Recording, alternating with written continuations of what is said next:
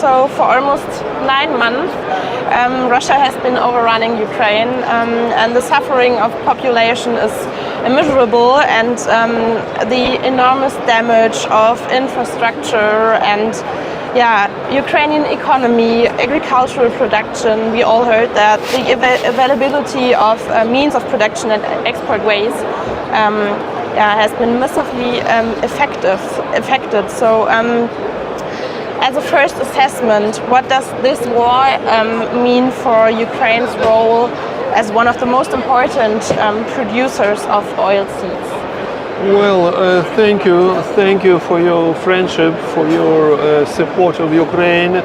Well, you see the after effects of the military actions. Well, it is ruins of the equipment. It is needs to demine the fields. Well, and all that resulted in rather impressive decline in planted areas. Well, for example, for winter wheat, plantings declined by almost 35 or even more this year. Well, and this creates the biggest risks for the next year grain production in 2023. Okay, and if we look at the number of oilseeds, do you have a number for that in decreasing area? Well, in 2022, oilseeds, total oilseeds areas decreased more than by 25%. Well, this is roughly about 2 million hectares. Well, and we expect that next year the oilseed areas will be either at the same level as this year. This is pessimistic scenario, but we hope for the better, and the total oilseeds area next year might increase maybe by 500,000 hectares, well, compared to 2022. Anyway, it will be decreased compared to 2021. So you just talked about the production. What about the export? Did that also already decrease, or did you have like enough storage, or? You see, export. Well, export of sunflower, well, was record high, was unprecedented this year. It was at level of 1.6 million tons. Previously, sunflower seed export was 100,000 tons, well, 80,000 tons, not more. But after the Black Sea ports were blocked, well, Ukrainian farmers have to sell their sunflower seed not to crushing facilities for production of sunflower oil and then export of sunflower oil. So the export of raw materials of sunflower seed increased very impressively, mainly to neighboring countries like Moldova, like Romania, like Poland.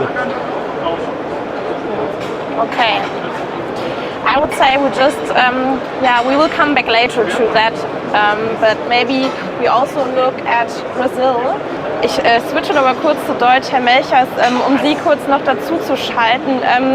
Wir hatten ja in Brasilien einen Regierungswechsel, und da möchte ich kurz wissen, gibt es da eine grundlegende Neuausrichtung? Also wir müssen jetzt so ein bisschen die Balance zwischen den Ländern hier behalten, deshalb vielleicht einmal kurz nach Brasilien, bevor wir jetzt gleich hier weiter dem, im Moment alle Mann bewegenden Ukraine-Thema weiterverfolgen. Also nochmal die Frage, Regierungswechsel, was bedeutet denn die neue Präsidentschaft für die Agrarpolitik und auch die Auswirkungen auf die Rolle von Brasilien als einem der Hauptproduzenten von Soja und Sojaprodukten? Ja, vielen Dank. Wir hatten gestern gesehen, dass der gewählte Präsident Lula auf der Klimakonferenz in Ägypten aufgetreten ist und die Agenturen Bloomberg, Reuters oder auch die New York Times haben ihn als Rockstar bezeichnet. Ja, die Nachricht war, Brasilien ist zurück. Zurück auch in der internationalen Umwelt- und Klimapolitik. Die agrar- und umweltpolitischen Bedingungen, die er dort noch schon während des Wahlkampfes vertrat, stehen sehr weitgehend im Einklang mit dem, was die deutschen und europäische Politik will und auch was die deutschen und Konsumenten wollen und auch erwarten, nämlich die Förderung einer nachhaltigen Landwirtschaft, Förderung der bäuerlichen Landwirtschaft und endlich auch wieder eine wirksame Bekämpfung der Entwaldung. In dieser Hinsicht, ja, ganz sicher erwarte ich eine heilsame Neuausrichtung der brasilianischen Politik. Okay, Sie sind gerade schon auf die Rodungen eingegangen. Da möchte ich gerne kurz bleiben. Wie sah denn so die Entwicklung der Anbauflächen in den vergangenen Jahren aus? Und ist es tatsächlich zu weiteren massiven Rodungen gekommen? Ja, ist das erkennbar durch mehr Sojaanbau oder vielleicht dazu kurz Ihre Einschätzung, ob es vielleicht noch weitere Treiber auch gibt?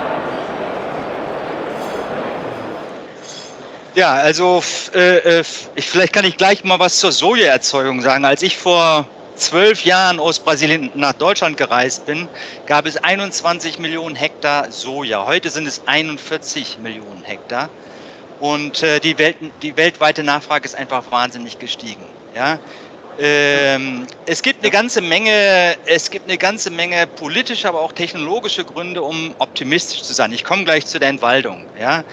Denn wir haben in Brasilien 200 Millionen Hektar Weideflächen. Davon 100 Millionen etwa degradierte Weide. Und das ist ungefähr so viel wie Spanien und Frankreich zusammen. Ja? Und davon ist eben viel degradiert und wir können sagen, das sind lausig bewirtschaftete, extensive Weideflächen, die umgewandelt werden können, wieder in Wert gesetzt werden und dann kann auch wieder ein bisschen mehr Soja angebaut werden. Sie kennen zum Amazonas, also tropischer Regenwald, das Sojamoratorium. Das hat alles in allem ganz gut funktioniert.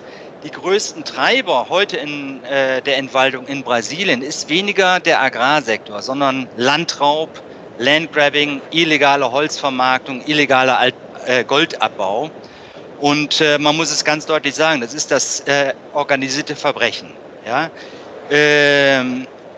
Ich möchte aber hier auf die Aufmerksamkeit richten auf eine andere Region, nämlich den Cerrado. Das ist eine Art Savannenwald im mittleren Westen. Hier sieht es für die Verantwortung des Agrarsektors und für die Entwaldung ganz anders aus. Hier wurden nämlich in den letzten 10 bis 20 Jahren zugunsten der Expansion sehr stark abgeholzt.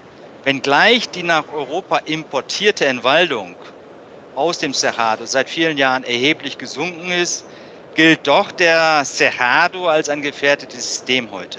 Ja, im Cerrado darf im Vergleich zum Amazonas ein sehr viel größerer Anteil eines landwirtschaftlichen Betriebes legal abgeholzt werden.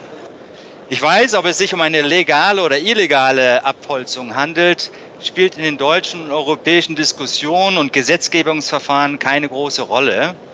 Hier in Brasilien allerdings schon. Und das ist eine Herausforderung auch für die deutsche Agrarwirtschaft und den Einzelhandel meiner Meinung nach. Und in Brasilien wird auf jeden Fall zunächst die illegale Abholzung bekämpft werden. Denn sowohl Amazonas als auch an der Agrarfront im Cerrado sind 95% der Abholzung illegal. Und wenn dann ein Landwirt im Einklang mit der nationalen Umwelt- und Waldgesetzgebung steht, sollte er anders behandelt werden als ein Krimineller. Was in Brasilien diskutiert wird, sind angemessene monetäre Kompensationen für diejenigen, die legal entwalden dürfen und aber darauf verzichten. Um einen fairen Interessensausgleich zu kommen, sollten sich auch die Marktteilnehmer in Deutschland und in Europa an den dafür nötigen Kosten beteiligen, meines Erachtens. Okay, vielen Dank. Ich bin gespannt, was jetzt mit dem Regierungswechsel dann auch noch einhergeht. Ich würde sagen, wir gehen einmal weiter nach Nordamerika. So here too we had the midterms on November 8th, right? Yeah, that attracted a great deal of attention and it kind of cheered up the political situation in Washington also. So Jean, kind of flippantly, I suspect that unlike the previous speakers said, the midterm will not have any impact on production in the US and the global market. Is that right? I have to agree that our farm policies are developed through a farm bill, which usually happens every 5 years, and the producers are conservative everywhere, all around the world. But I don't want to get political, but I think the election, it maybe makes some slight variations, but the farmers are still working and producing a great crop. And now it's our export season. We had a great crop now, and we're exporting, and we want to continue. And I think we're hoping for a little less volatility, price volatility in the market. There's certain things we can't avoid, like unfortunate circumstance in Ukraine. But I think our producers are making it, producing for the market, and we're hoping for a good export season. So. Okay, so maybe from your perspective, how do you assess the current situation on oilseeds and protein feeds from your perspective?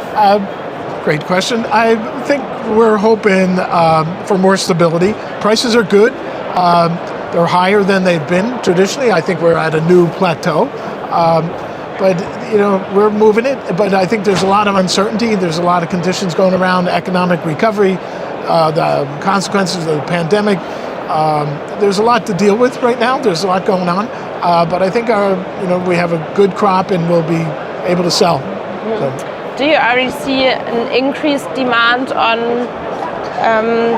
well, the U.S. the demand for soybean oil for biodiesel has really been an interesting factor in the market in the past 8 months to a year.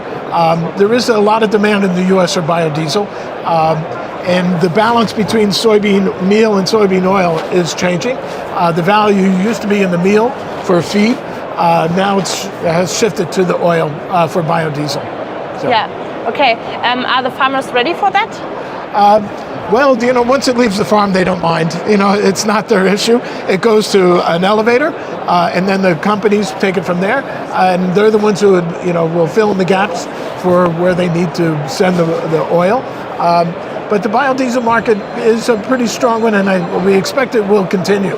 But the farmers are already increasing their production of soy. Well, generally speaking, the switch between corn and soybeans is really determined by the soil and the agronomic issues. There's a slight wiggle room for producers, but when they buy the seeds, it's pretty much according to the plan based on conservation practices and not so much of market influence. There's a little bit, but most of the time what they plant is been determined by the soil type and what they grew the year before. So. And just to add that this year the interesting dynamic is the price of fertilizer, nitrogen. Soybeans don't use a lot of fertilizer, so they like that because their input costs would be reduced. But there's, like I said, not a lot of moving back and forth. It's usually planned out in advance. Okay. So, Mr. Feofilou, we'll come back to you now.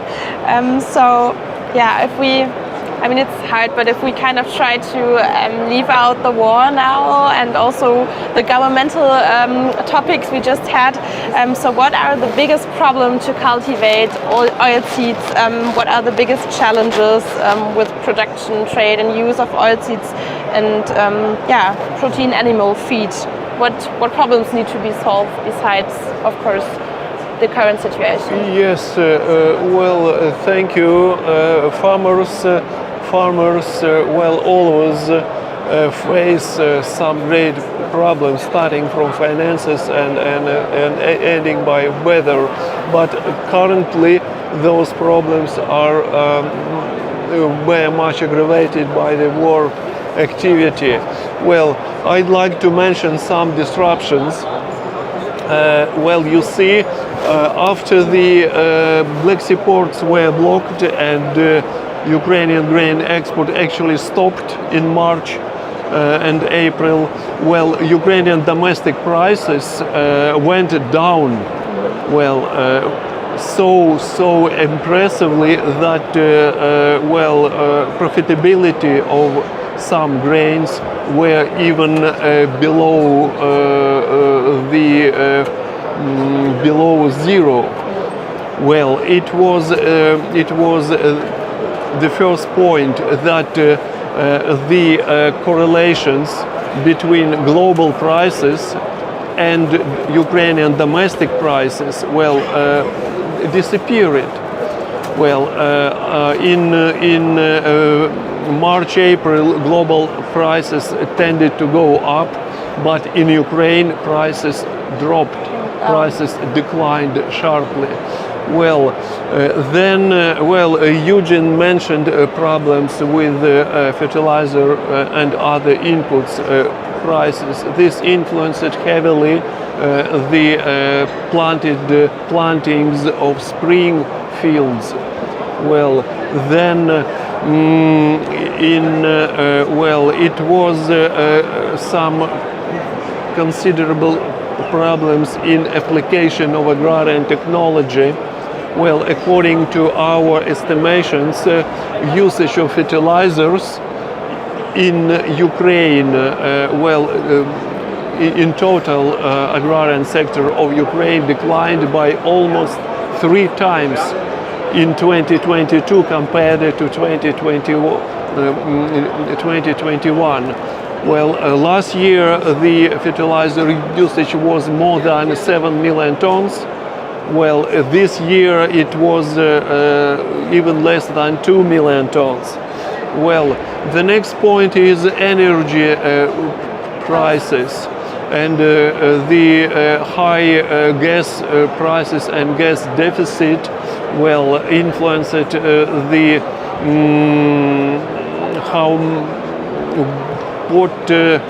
what corn area Ukrainian farmers harvest. As according to our estimates, well, at least 35% of corn areas will not be harvested this year. Why?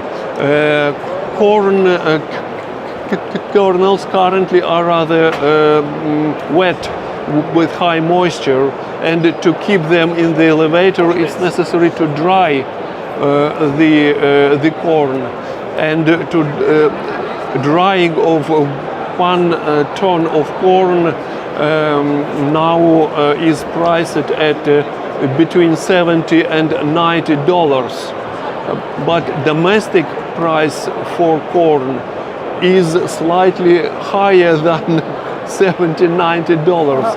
So profitability is turning into the key factor which determines the farmers' decisions, what to plant, what to harvest. As again, it is a great disruption between planted area and harvested area. Well, especially clearly it is seen on the sample of corn areas. As I've already mentioned that, even 35% of corn areas might not be harvested currently, but the harvesting will be delayed until January or even early February, after Ukrainian farmers could understand better the market situation and the demand for corn. Maybe we also take those problems to Brazil to ask if you have kind of similar problems. Herr Melchers, wie sieht es in Brasilien aus? Welche Probleme gibt es da beim Anbau, beim Handel von Ölsaaten und Proteinfuttermitteln?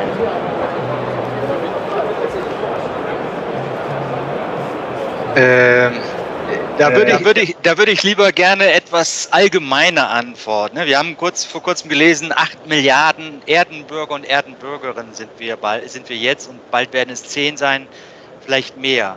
Um alle ausreichend zu ernähren, können wir in bestimmten Weltregionen, dazu gehört Brasilien sicher dazu, hochproduktive Landwirtschaft, da können wir nicht drauf verzichten. Es geht meines Erachtens in der Zukunft der Ernährungssysteme um Vielfalt, um Plural, um Landwirtschaften, die jeweils an die jeweilige Umwelt und auch an die jeweilige Gesellschaft angepasst sind. Das sind auch gesellschaftspolitische Fragen, die in jedem Land demokratisch ausgehandelt werden müssen. Die Agrar- und Ernährungssysteme im 21. Jahrhundert werden meines Erachtens eine Phase des Übergangs organisieren müssen mit vielen konkurrierenden Risiken. Und der vermeintliche Konflikt zwischen Ernährungssicherheit auf der einen Seite, und das ist ein zentrales Thema seit 30 Jahren in meinem Beruf, und dem Klima ist vielleicht gar kein großer Konflikt, denn hohe landwirtschaftliche Produktivität kann in den Tropen sehr wohl mit einer kohlenstoffarmen oder sogar kohlenstoffneutralen Landwirtschaft einhergehen. Ich gehe davon aus, dass in Brasilien sich in den nächsten Jahren von einer Agrargroßmacht in eine Agrarumweltgroßmacht entwickeln wird. Und die agrarpolitischen Förderprogramme für eine kohlenstoffarme Landwirtschaft werden sicherlich massiv aufgestockt werden. Und dazu gehört auch die Sojaproduktion natürlich. Okay, Sie sprachen das Thema Nachhaltigkeit an. Da ist ja auch oft das Thema Herkunftsbezeichnung, Transparenz über die gesamte Wertschöpfungskette ein Riesenthema. Gentechnikfreiheit wird für Verbraucher ist häufig ein Thema und natürlich auch für Verarbeiter, den Handel und die Endkunden, die ich gerade genannt habe, besondere Kriterien. Wie gehen denn Erzeuger und auch Behörden damit um? Wie sieht es denn aus mit der Transparenz? Gibt es Zertifizierungen? Woran erkenne ich das denn, dass ich entwaldungsfreies Soja habe? Ja, also wir werden ja gleich nochmal auf die Frage der EU-Agrar- oder die EU-Entwaldungsverordnung kommen. Da kann ich gleich auch nochmal ein bisschen mehr ins Detail gehen. Aber generell wird die brasilianische Agrar- und Umweltpolitik diesen Prozess der Transparenz und der Entwaldungsfreiheit aktiv unterstützen. Und das heißt von staatlicher Seite neben Sanktionen auch, dass die seit Jahren verschleppte Umweltregistrierung aller landwirtschaftlichen Betriebe einen Schub bekommen muss und bekommen wird. Denn das ist die Grundlage dafür, dass Nachhaltigkeit, Transparenz und Legalität sich lohnen. Die brasilianische Agrarwirtschaft und Brasiliens Umwelt bedürfen dringend dieser Rechtssicherheit und das Klima sowieso. Okay, so we just talked about sustainability in Brazil, and I also want to have a look at North America. What about designation, transparency across the whole supply chain, GM-free? What about your certificates you have? All right, it's a great question, difficult. The American producers, our soybean producers, all American farmers are really committed to sustainability. And I think from our perspective, it's usually conservation, how they reduce inputs and fertilizer and maximize the yield. But I have to just say about GM, it's really not an issue for us. I personally think the anti-GM sentiment in Europe, particularly Germany, Austria, Switzerland, is irrational, not based on anything but emotion. We've had GM products in the US being fed to animals, and the humans eat those animals for about 30 years now. We've never had a single issue of food safety or a reaction or anything. So we think they're perfectly safe. The idea is we need the technology to stay ahead of the curve. And it's an important part of our sustainability model because of our ability to use no-till or some kind of minimum tillage. We're not crossing the field 8 or 9, 10 times a season. And most American producers would cross their fields maybe 3 or 4 times. So we have an immediate reduction in gas and fossil fuel use. So our carbon footprint is lower. And that's a really an important aspect of sustainability. The other one is financial sustainability. I think, as been said, Americans think too much about money, but the viability of the farm is really important. And what they want to do, most producers want to pass the farm on to their family and keep it in the family. So it has to be economically viable to do that. And that means we need export markets. We need to find uses for all the soybeans that we're producing. Okay. So almost the same question for you, but before the war, sustainability, climate change, was that a big topic for you while producing oilseeds? Well, yes, for sure. sustainability, well, is critically important for Ukrainian farmers. Well, as for GM varieties production, Ukraine pays great attention to these issues. Just now, some new draft laws are considered by Ukrainian parliament, and I'm sure this will promote much more effective handling and identification of the GMO varieties and non-GMO. Well, and before the war, well, it was quite clear a trend, towards the healthy food in Ukraine, especially among the city population. Well, the shelves in supermarkets were full with products labeled as GMO-free. Well, and these food items were of rather impressive demand from Ukrainian consumers. Well, but still, for the previous 10 months, the high inflation, food inflation, considerable changes in incomes. Well, you see, this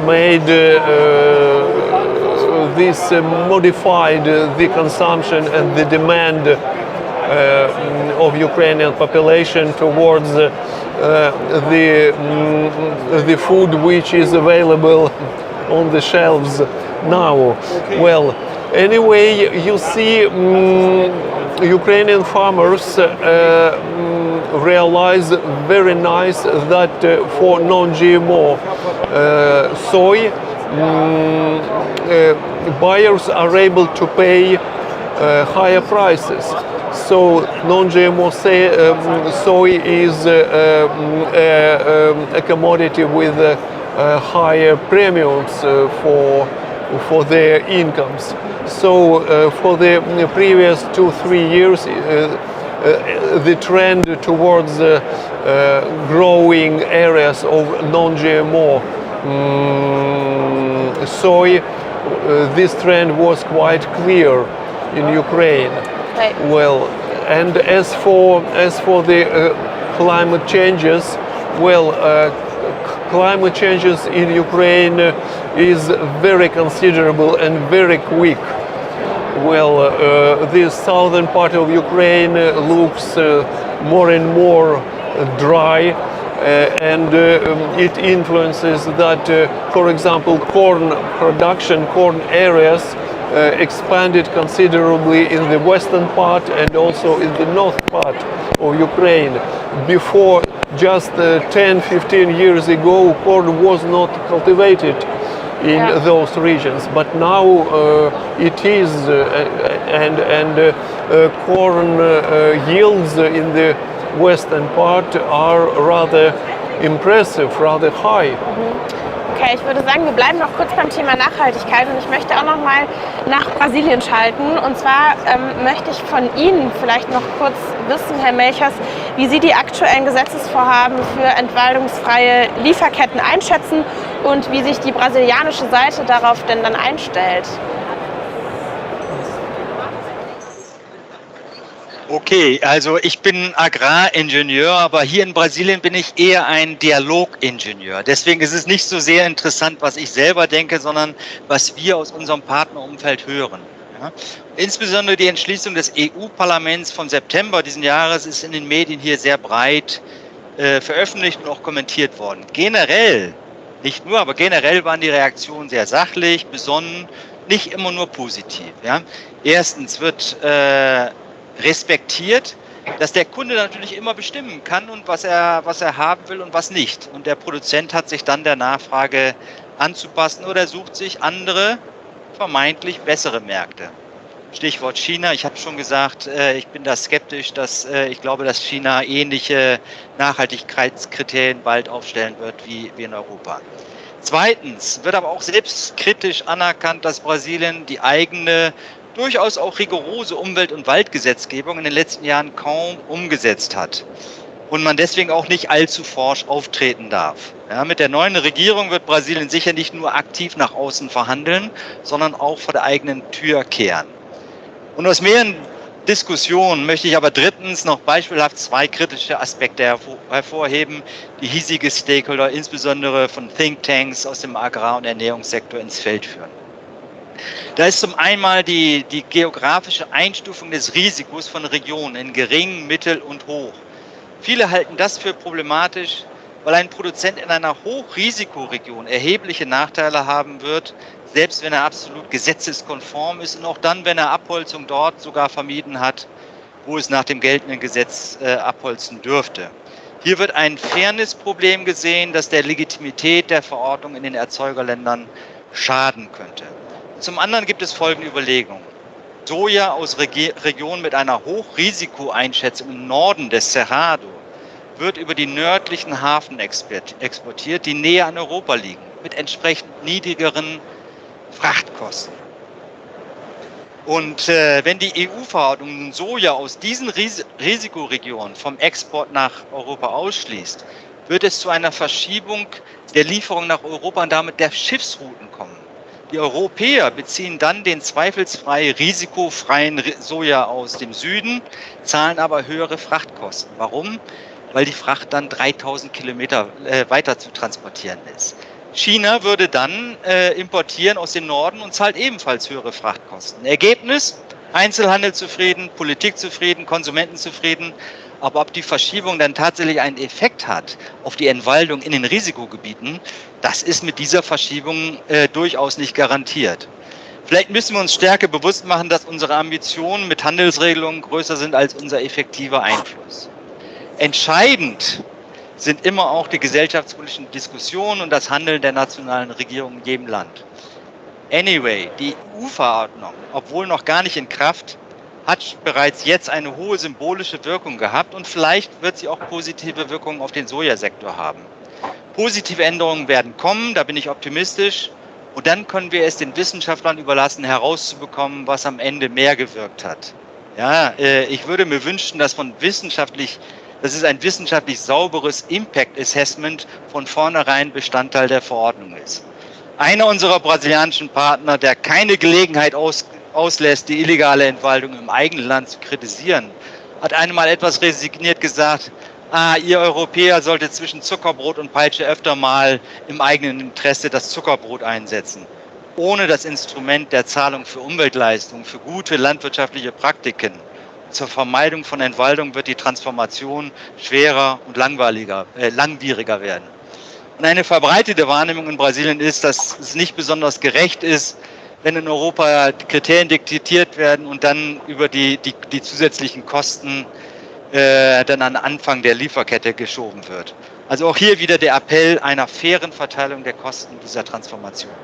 Okay, ich würde sagen, Sie haben damit optimal schon unsere Abschlussdiskussionsrunde gestartet, weil ich natürlich jetzt noch mal kurz wissen wollte, was aus Ihrer Sicht am wichtigsten ist, wenn wir über globale Ölsaatenmärkte sprechen. Und ich denke, Sie haben hier wirklich schon einiges Wichtiges aufgeführt, aber ich möchte natürlich den beiden anderen Rednern vielleicht auch noch kurz ein Abschlusswort, die Möglichkeit eines Abschlusswortes geben. So the open-end question is, what else is particularly important from your point of view in the context of global oilseed markets? Please, Jean, start.